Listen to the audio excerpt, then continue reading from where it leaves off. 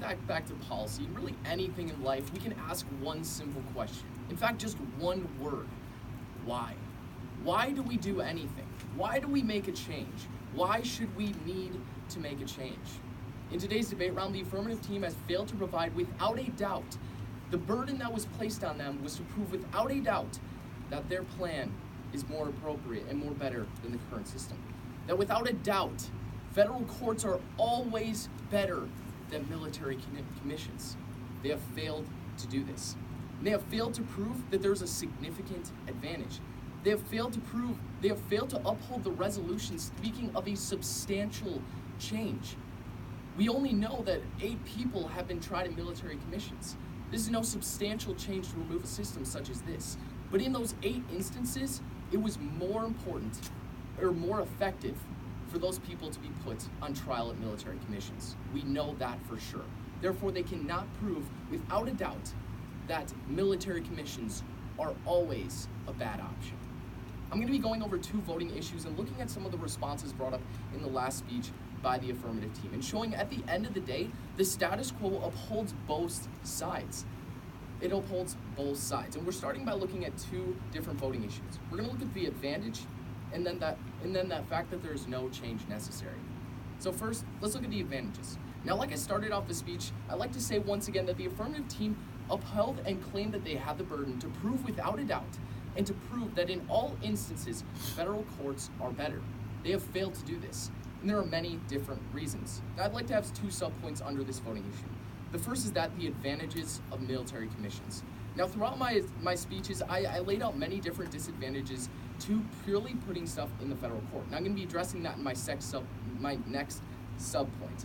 But first of all, they simply came up here and tried to state that the evidence standards are the same, and that the classified information criteria are the same.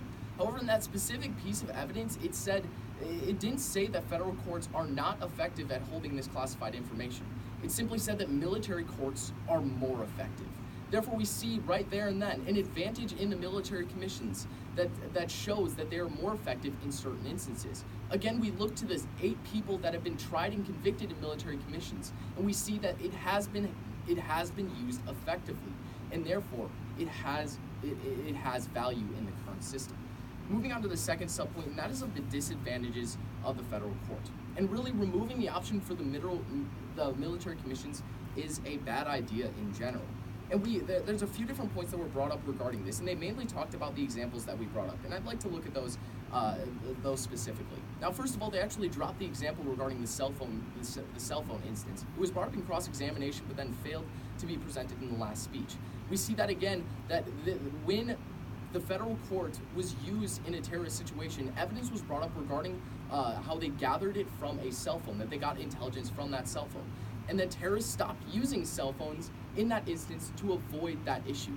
Therefore, our counterterrorism is greatly harmed by the using of a federal court in that instance. Not saying it will always be harmed, but that in that instance, it was harmed.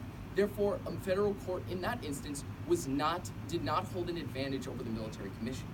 Now, moving on to, and then we also brought up another example of Ahmed Ghanali, who's, and the response to our point is that he, 1, received a life sentence, and he, 2, there's no disadvantage proof from the federal court for this example. And I strongly disagree.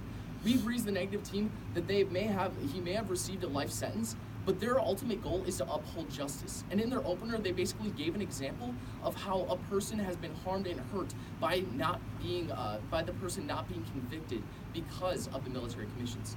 Those 200 murder charges, those families, those people that he murdered did not receive justice on that day.